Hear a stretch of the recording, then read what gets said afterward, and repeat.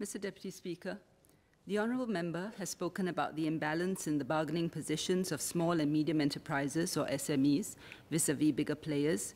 He has suggested a general protection approach through legislation. The government is empathetic to challenges faced by SMEs. The question is, how should we approach this issue, and what should be the underlying philosophy that underpins our policy and approach? In Singapore, our underlying philosophy is that, in general, free market principles should apply, and the government should intervene only where necessary, for example, to address systemic market failures. Even when we do intervene, we try as far as possible to have the right regulatory touch and avoid heavy-handed interventions that could lead to distortion or unintended consequences. This philosophy has ensured that our businesses, big and small, can respond quickly to market signals and adjust their business strategies accordingly. It has led to growth and good outcomes for all. In a competitive business environment, consumers benefit. In any economy, it is inevitable that there will be competing demands and different interests. The question is how to strike the right balance. So take, for example, the sample clause on the option to renew, which the member had handed out. From the landlord's perspective, what he wants is certainty. He does not want to be put in a position where the tenant can automatically renew the lease without knowing what the rent is, as that would be unfair to the landlord. The landlord will argue that his clause is fair because his revisions must be pegged to market rate, and the tenant has a choice not to renew and rent elsewhere. So, as you can see, there are competing viewpoints.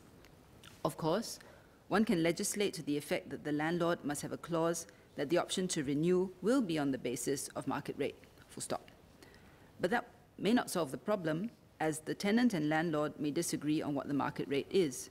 If they cannot agree, the tenancy will either not be renewed, in which case the tenant will still have to find new premises, which is the same position that the tenant would have been in if he had rejected the landlord's revision under the sample clause, or the tenant can continue with the lease while both parties litigate the market rate, which will sour the relationship and likely rule out a further lease beyond the option term, which may not be in the tenant's interest. Of course, you could then have a clause that says that the option to renew will be on the basis of market rate to be determined by a third-party valuer. Then you will have the question of who should pay for the valuer's fees. So I highlight this not to suggest whether the standard clause produced by Mr. Murali is a good clause or a bad clause, but simply to point out that in every situation there will be different views on what is fair, and the answer is not always clear-cut. Ideally, the contracts should reflect mutually agreed negotiated positions, taking into account the parties' commercial considerations. Introducing legislation is not without difficulties. Just as in the property market today, there exists a wide spectrum of landlords and tenants with varying bargaining powers and in differing circumstances. This makes it difficult to determine whether a particular clause is unfair or simply the result of a valid, albeit hard, commercial bargain. In making these judgment calls, the court may run the risk of substantively altering the bargain struck between two commercial parties, causing uncertainty in the process. In fact, this has been one of the common criticisms of the application of statutory unconscionability in Australia. Enacting such legislation in Singapore can cause market distortion and eventually market inefficiency to the detriment of all. Unintended consequences can arise as well. For example, should the landlords which this legislation target respond by increasing their rental rate to address the added business costs, this might end up hurting SMEs even more in the long run. However, not having general protection legislation does not mean that there are no safeguards under our laws to protect against injustice. General contractual principles, such as the doctrines of duress, undue influence, and unconscionability, apply to all contracts. These doctrines have been applied by the Singapore courts to prevent a contracting party from being unfairly exploited by the other when entering into a contract. In relation to the demolition clause highlighted by the member, the High Court has held, in the case which the member referred to, that such an onerous clause will be usually interpreted very strictly in favor of the tenant as the courts recognize that premature termination of the lease generally imposes inconvenience, if not hardship, on the tenant. The outcome of Mr. Murali's aunt's case does in fact illustrate how the law as it currently stands allows the court to protect against unscrupulous behavior. Fundamentally, the issue, as the member points out, is that of bargaining power. As such, the way forward for SMEs should be to strengthen their bargaining power through growing their businesses, bolstering their negotiating positions with the assistance of business and trade associations, such as the Singapore Business Federation, ensuring that they have other options and alternatives, while at the same time seeking out ways to raise productivity, reduce costs, and maximize profits. The government has many schemes and programs which SMEs can leverage on to achieve these outcomes. For one, government landlords like HDB and JTC have sought to ensure that their respective tenancy agreements do not contain onerously one-sided clauses. These are alternative premises for SMEs to consider renting.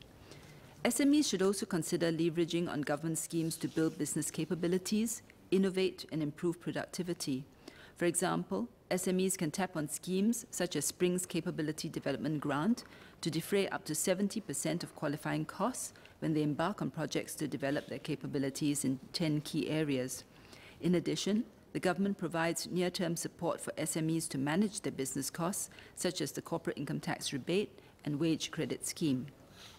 These support schemes all work together to assist SMEs in transforming their businesses by uplifting their productivity and developing new capabilities.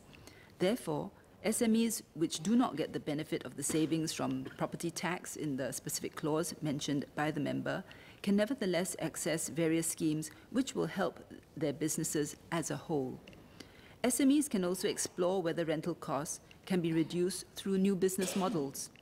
SME retailers, for example, might consider expanding through e-channels beyond the traditional brick-and-mortar retail shops. This will reduce the need for physical space and hence rental costs, but at the same time expand their businesses. To strengthen their bargaining position, SMEs can also consider working with their respective trade associations to spearhead discussion with landlords and leverage on the Fair Tenancy Framework, or FTF, to level the playing field for themselves. We have also launched the Industry Transformation Maps, or ITMs, a collaborative effort between the government, trade associations and chambers, and industry to help our businesses transform and grow. SMEs are encouraged to participate in the ITMs so that they can achieve their full potential for growth and profit. In conclusion, we should be slow to constrain market players unduly through legislation. The best way forward is to promote entrepreneurship and help our SMEs grow bigger and stronger, which would improve their relative bargaining positions individually and collectively.